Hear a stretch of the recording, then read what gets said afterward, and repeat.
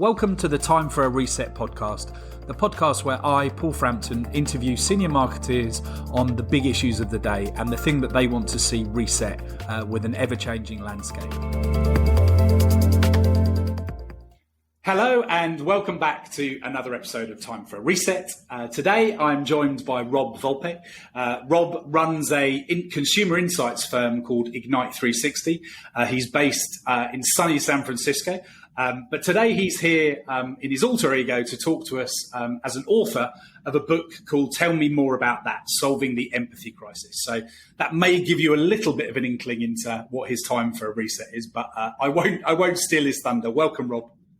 Thank you, Paul. Thanks for having me on the show and excited to hit the reset button.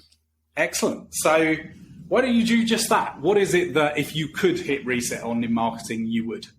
Well, empathy, of course, really helping people understand the importance of empathy and how to actually get to empathy. I think that's one of the biggest gaps that we've got in the marketing community right now is people, we're so data focused and we're not thinking about the true human data and how we can use people's stories. We can use the empathy that we build with one another, what we end up understanding to build better products, services, and marketing programs and communications.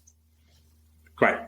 Would you mind, I think we all know instinctively what empathy means, but I'm sure in your book you went quite deep into the real meaning of it. So do you want to just put out kind of what you mean, kind of what are the depths and the different kind of angles that we need to think about empathy from? Well, Paul, can I put you on the spot and ask you how you would define empathy first, and then I'll build on that? Good. Well, we didn't prepare this, so this is always good. So I guess from my perspective, the most recent interaction I had with empathy was with a coach that was helping me to think about my EQ as a whole, my emotional intelligence, I suppose, rather than the IQ side that we all know.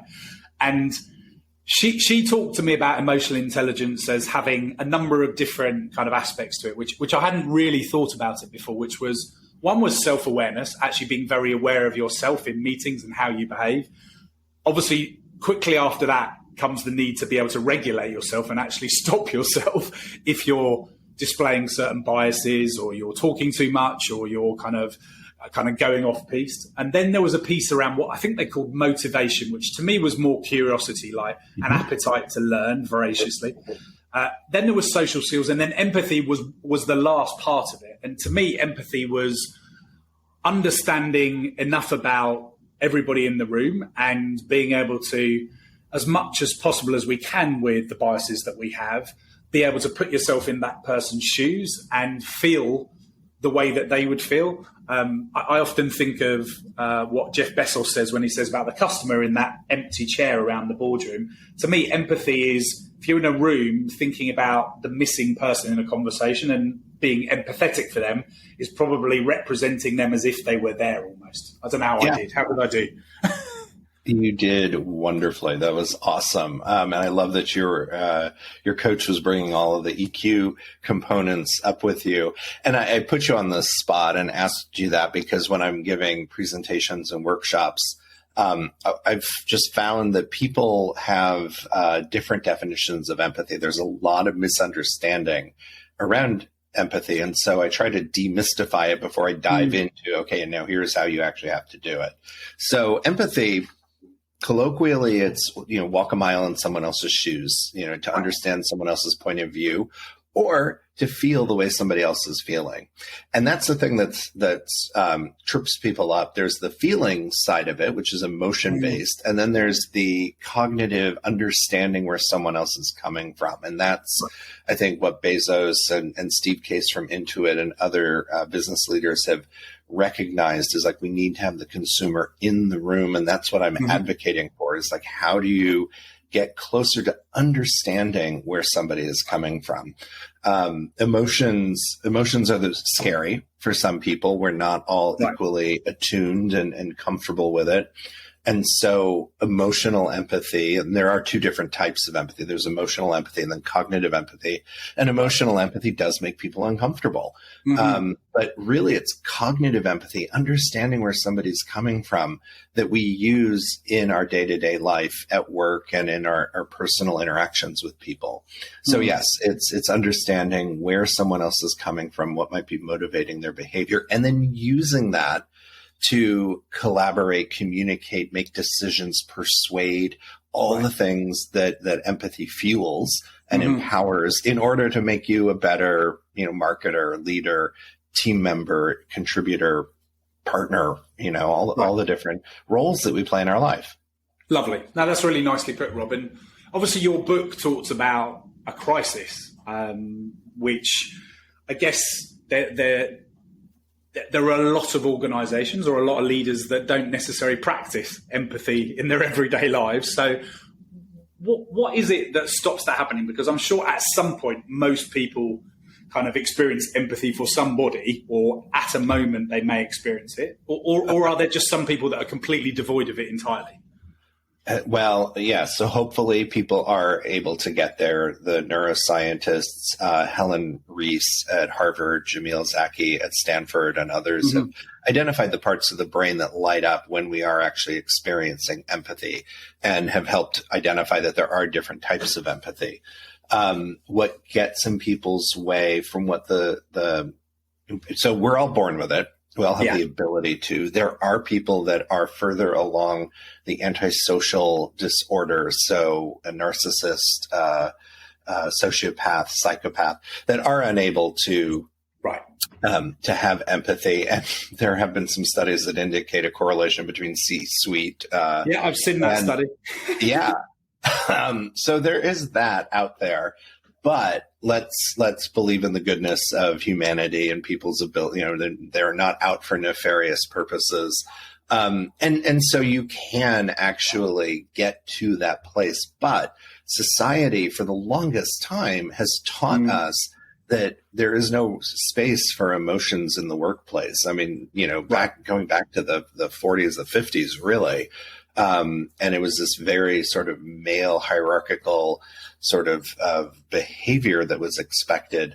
And I think that did a lot. And, not just in the workplace and what we were living, but also what we were seeing on TV and in media representations, has, taught us that, oh no, this isn't the way we're supposed to behave. And it's really been in the last, 10 to 15 years, EQ has been coming back up as something that people are, we need to have some more of that.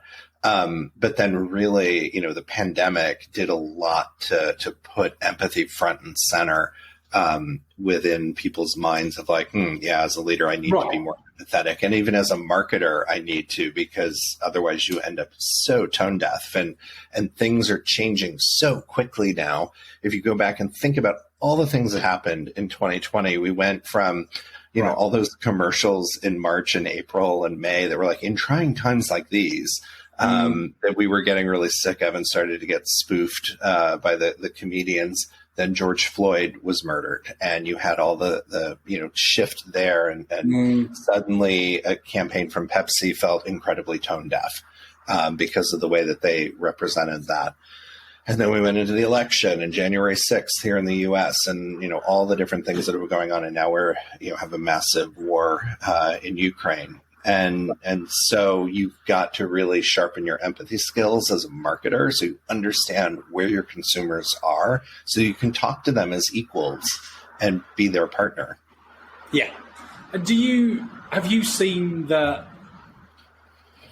empathy within the workplace has significantly improved during post-pandemic? Because you said two things there. You said we've been taught, almost wired, a lot of us, certain generations particularly, that you don't show emotions, particularly men. The leadership role models we saw, as your point, were very much, you need to be in control, don't show your emotions. That's at least how I grew up. I'm sure you did as well.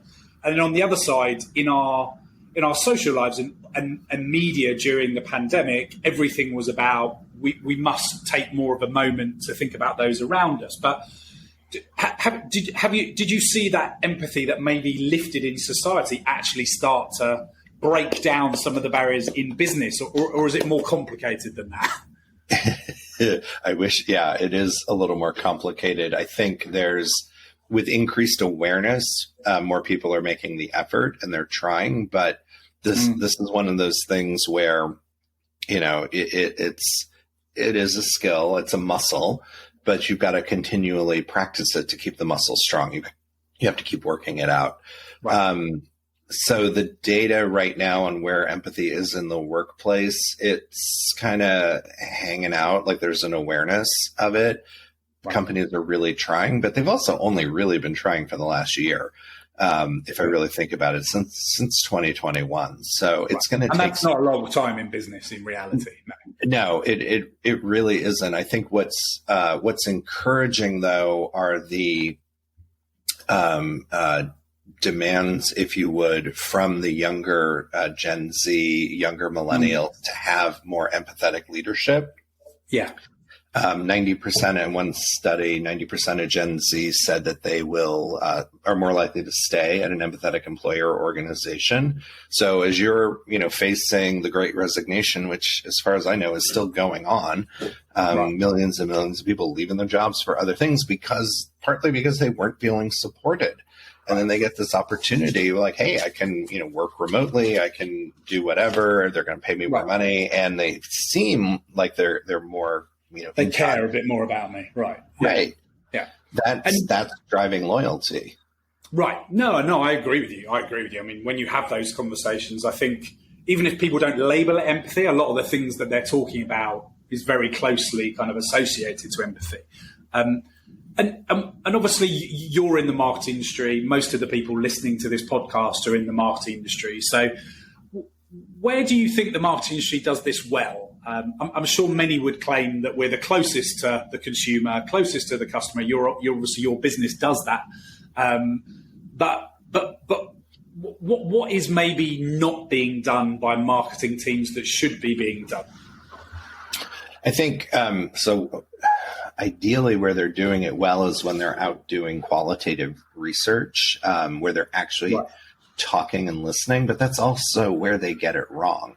If they're not, if you're doing a kind of stereotypical focus group, if your marketing stakeholders are in the back room and they're on Facebook eating M&Ms or, doing their email, chatting about what they're going to buy for the holidays for family and friends, they're not connecting. They're not actually listening. So I think when there are all these opportunities that marketers have to get that voice of the consumer and bring them in, but then they don't necessarily hold on to it. They're not given that seat in the boardroom or even in the weekly team meeting. So they kind of just let it evaporate through their fingertips. Yeah. And it's look, and I get it. It's really hard. I've had some situations where we've worked with a client, did some foundational research on a new food product that they wanted to develop. 18 months later, they bring us back in and like, okay, we've, follow up on that. We've now got this concept and here we want to test it out. And I look at the concept and I'm like, consumers said, don't do this, don't do this, don't do this. And those are three things that you just did. So walk me through what happened. And that's where within an organization, the realities of the business come into play, and you've got to figure out how to reconcile those things. But that's a great point. The consumer is ultimately going to win because, should have the final say, because if you're not doing something that meets a consumer need, they're not going to buy it. And then your product's going to fail. Right. Or your marketing campaign, if you're not listening to what the consumer really wants or what's truly going to motivate them, and you create a campaign, it's not going to move the needle the way you want it to. Yeah. And listening to you there, Rob, I can think of many times in my career where you hear an insight from a consumer, which is pretty simple. They tend to, consumers or people, let's call them people, maybe revolutionary. People tend to express things in fairly straightforward terms. I like this, I don't like this. Yet I think the marketing industry, the research industry, will often kind of turn it into something much more complex because obviously it needs to feel complicated. And then the fidelity to the point you made, the fidelity of that insight, and when it gets executed by an agency in 5 years' time, can easily be lost. The turnover of CMOs is high. The amount of partners, the process of handing from one discipline to another discipline in marketing, all of those things are going to be enemies of fidelity, I think, aren't they? Absolutely. And the practicality or the agenda of the other leaders in the organization, whoever owns a brand or gets involved, or the especially in today's day and age, the reality of how hard it is to make things because the supply chain is so twisted in knots. And so that's where it's, again, this sort of hit the reset on how do you have your consumer with you at all times. They should be sitting on your shoulder, whispering in your ear, using their language. It doesn't have to be in marketing speak, but how do you keep true to that sort of North Star? No, I think that's really good advice. Not easy, but good advice. And there's also been a lot of studies that prove the value of empathy when it comes to driving innovation or invention. I mean, people generally give ideas more freely when they have some form of physiological safety and they feel like they're included and they matter. And equally, when it comes to transformation and change, the same, I think, is true of empathy, because everybody... I'm not a psychologist, but I've read enough books to know that when you're changing things, people tend to look at I first and they tend to worry about how does it affect me and my job and my status and what does that mean for the people around me rather than the company as a whole. So how do you advise people when it comes to putting empathy at the front of change and transformation? Yeah, well, and I think it also rubs into the challenge where, consumers don't always know what they want, when you're doing sort of forward-looking things, but you need to have intuition, and intuition is fueled by empathy into what consumers are looking for. So, there's an old saying in retail that the customer is always right.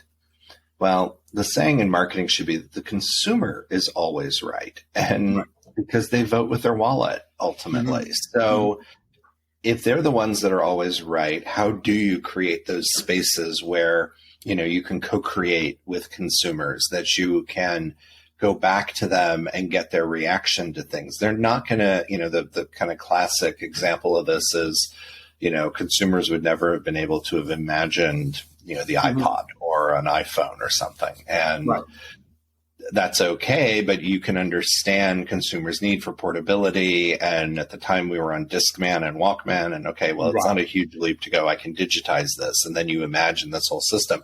And then you start to bring in the consumer and you listen to how the consumer is responding to it and the tweaks, the adjustments, the things that they might want. But there's a lot of ego checking that has to happen. And ego is part of the judgment that gets in the way of empathy, where you just become judgmental, and that creates a brick wall. And you can't see through it, get through it, or anything. What about inside, let's say inside a marketing team that's trying to change? Let's say there's a new marketing leader trying to drive a different agenda. How important is empathy with their own team to drive that change? Huge. Huge, because you're not going to get somebody to change if the way that you persuade somebody successfully is to understand where they're coming from and what's going to motivate them. And that's empathy. Empathy is fueling that persuasion. So take the time to listen to your team and understand where they're coming from. Why are things done the way that they are? Come at it from a point of curiosity. This is using all of those EQ skills. Come at it from a point of curiosity. Ask the right questions. Listen. Play it back. Make sure that you're getting it right. And then when it does come time to change, I know people, again, ego, I need to make my mark. Well, you're actually going to make a greater mark by influencing rather than dictating. The autocrats, and like you as a CMO, you can be an autocrat, but look at the autocrats in the world, and they're not loved generally. Right. So what type of leader do you want to be? Yeah.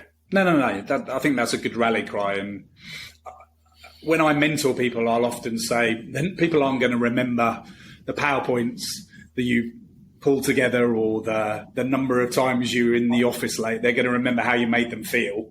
And that probably comes down to a really important moment where you chose to be human and chose to kind of put all of the work stuff aside and suddenly connect with that kind of emotional kind of side of your intelligence. And that's a very simple way of thinking about it, but I think it's quite a useful way of thinking about it.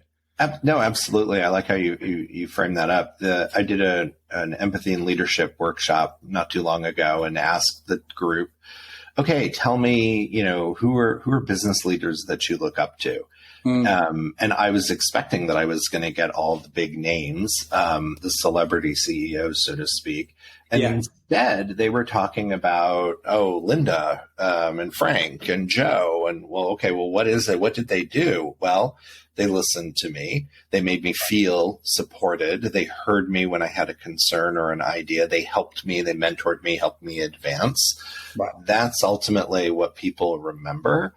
Not you did this big PowerPoint and, God, if they're just like dictating and bringing the hammer down, no one wants that. And it's hard. And I think the thing we have to realize, I don't want people to think I'm just, some San Francisco Pollyanna.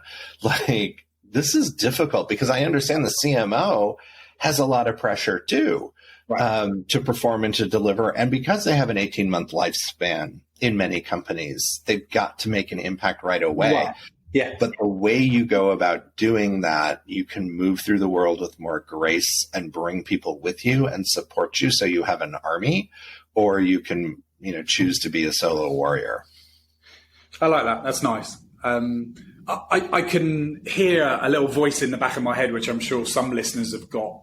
However, still saying that at a time of global recession and at a time of cost of living crisis and probably marketing budgets being pressured, not necessarily being reduced, because smart marketers invest through a recession, but there's pressure. There are more forces that actually make it even more challenging for someone to do the empathetic thing rather than to do the thing that the spreadsheet tells them. So this isn't really a question. It's just a kind of an observation that it's almost like you have to believe in this. You have to believe in this as a mantra, that it's true through all times, good and bad, that it's not just something you do when you have the time. It's actually a way, as you just expressed, it's a way of leading, whether you're a marketeer or the CEO or the CMO or whatever. It's a practice and a way of being that actually will get you to a better place long term. However, there will still be some short-term, it's non-empathetic behavior that can drive short-term results. And I think that's what people get confused by, because they do see autocrats and they see results and they're like, well, wait a minute, all the stuff that I've read and all the stuff that I've learned seems to counter that. So what kind of advice do you give to people like that? Because I remember when I was growing up reading these leadership books, I was like, I believe in this, I really do, but yet I see anti-leadership behavior and it seems to work to an extent. Yeah, I mean, because those examples are the shiny objects, but they ultimately get their heads cut off. They're the ones that aren't lasting. They're not the ones that are making a really good run at an organization. And you I'm sorry, in 18 months, you can't change shit. Like you can't change enough. So if you want to be that person, go ahead and you can bounce from job to job to job and try to like work your way up. But at some point the emperor doesn't have clothes, and it will get discovered. Or you can, choose to be a different type of leader and be that leader that is the one that people are going to talk about and that they're going to remember. And through that, you're building your team, your army, as I mentioned earlier, where you can actually then go do great things, because if your team feels like they've got the psychological safety to speak up, there's data that shows that people are more innovative if they feel like they've got empathetic leadership.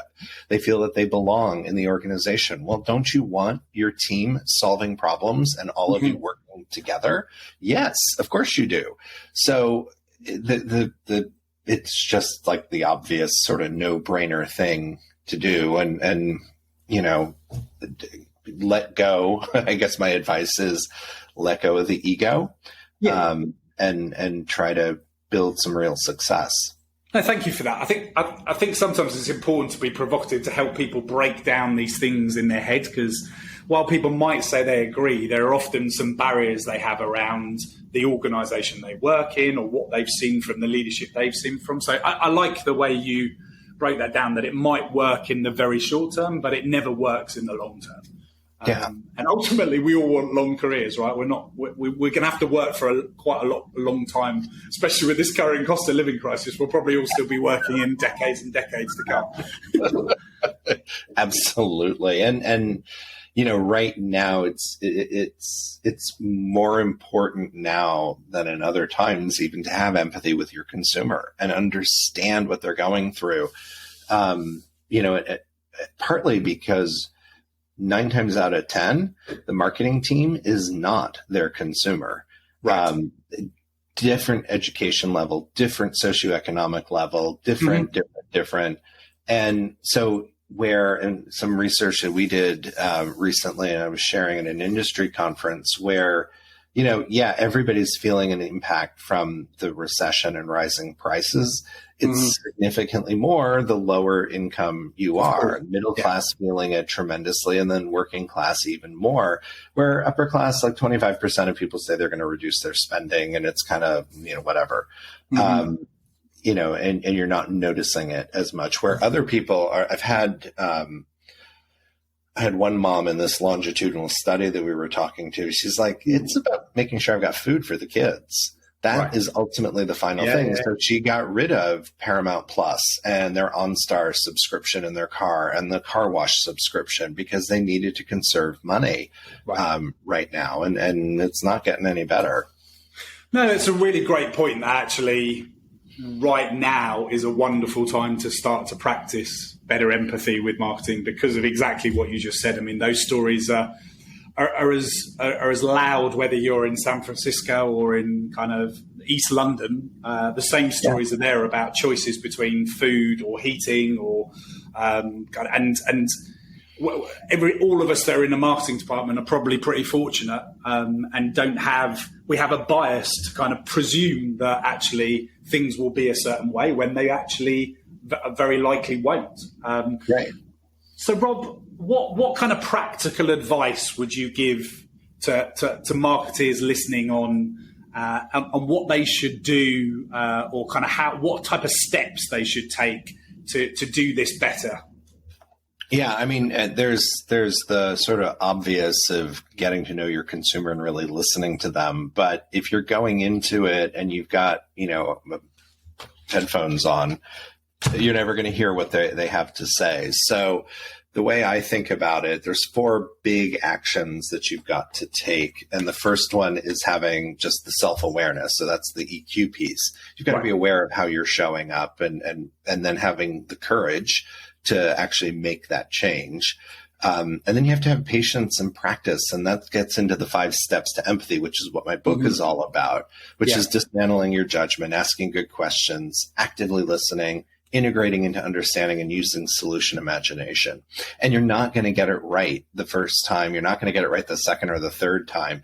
And sometimes, you will, sometimes you'll fail. The book is filled with my own stories of failure.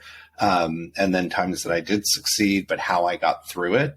And so you have to have, in this sort of 4th big thing, is having grace. And it's grace with yourself. Recognize that we're human. We're not perfect, and forgive yourself and try better the next time. Great.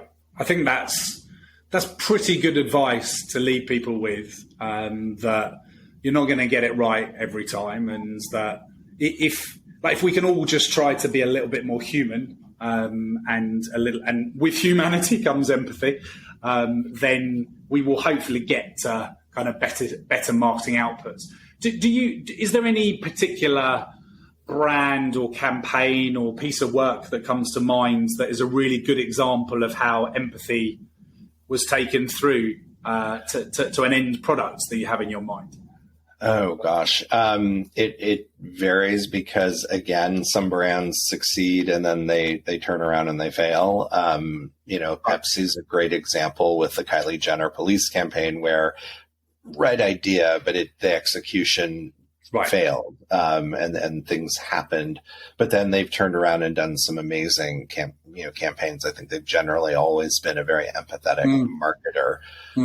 United Airlines currently has a campaign running about doing good, and it's really tapping into the emotional side of the journey and the things that they do to help their passengers, their customers connect with loved ones, and the ways that their team go the extra mile to help people in those times, make everything run smoothly and safely, but then also go that extra mile. I think that's a highly empathetic campaign that I'm was happy to see recently. That's a good example, rather than just cheap seats, more loyalty rewards. Yeah, well, and especially in this time where people are worried about putting food on the plates for the kids, emotionally driven advertising is always going to resonate and try to get somebody. So you can tell them functional stuff, but it's the emotion that's going to really bring about behavior change. Right, and I think every CMO would definitely agree with that. So, Rob, we're coming to a close. Is there one piece of final advice that you'd give people as individuals to take away so that they can show up with more empathy? Maybe they're starting their day on their commute, or they're coming to the end of their day and rushing home and only focused on trying to get home. What would you be saying to those budding marketeers about how they can kind of put empathy for front and foremost? So I think as a marketeer, the thing I would encourage everybody to do when you're going off and making your final decisions, do what we call a North Star review. So the consumer coming out of research or whatever, they tell you what to do. And it's usually summarized by the research team. And this is the North Star. This is where you should be heading. Go back to that and ask, are we on course? Are we headed north? Because every decision that gets made, that example I gave you earlier about the new product, there were so many decisions that got made, and it took them 5 degrees off course till suddenly they were going in a completely different and wrong direction. Right. So I would say broadly at work, do that. On an individual level, when you feel the judgment monster coming up and you want to be judgmental against somebody, stop yourself and ask, where's that coming from? How can I frame this differently so that I'm open to what they have to say? Wonderful. Well, I think that's a really great place to leave the conversation, Rob. So all that remains is for me to thank you for your time. And I certainly have taken it as a good refresh and a reminder to put empathy first and foremost. But hopefully everyone listening, if you do it 5% more than you did yesterday, that's an improvement. You can keep iterating. So thank you so much for making the time, Rob. Absolutely, Paul. Thank you so much for making the time for me. I appreciate that. Thanks for tuning in to another episode of Time for a Reset. I hope you enjoyed this one as much as I did. We'll be back talking to a senior marketeer very soon. Make sure you don't miss out on any new episodes by subscribing on Apple, Spotify or SoundCloud, and leave us a review at timeforareset.co.uk.